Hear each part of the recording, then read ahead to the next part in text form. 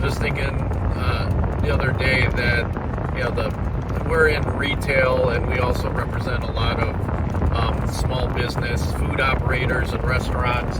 And it just seems like it's getting tougher and tougher for these businesses, just because of inflation and people are just not going out to eat anymore because it's too expensive or whatever. Or I call it the Yelp mentality of people doing harsh reviews on restaurants, because everybody's a food critic now and everything has to be perfect, which, it's good to review stuff, but at the same time, I take reviews with a grain of salt, because, a lot of people are just, some of their expectations may be a little unrealistic, but, you should, my point is, you should try the restaurant yourself, and then you can decide. But I think what we're going to do with Doza Real Estate Group is to highlight some of the mom and pop restaurants, little cafes, people just making food or drink that we think you should know about in the Cleveland area, because there's a lot of franchises now, which seems to be, more national franchises are the only types of food operators that can make it, because they can spread out their costs more efficiently, if they're a national or regional chain. So I just want to show some love to the local mom and pop food operators.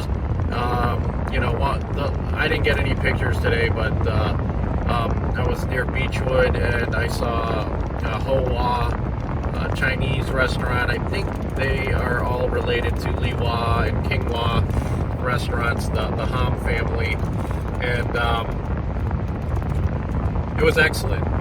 They had a lunch special. I had Kung Pao chicken, and everything was great. You get a soup or a spring roll, and then you also get plenty of Kung Pao chicken and fried rice, which I could only eat half, and the other half I'm taking home, and that was for $15. So for two meals, basically, you're spending $15 or $7.50 a meal.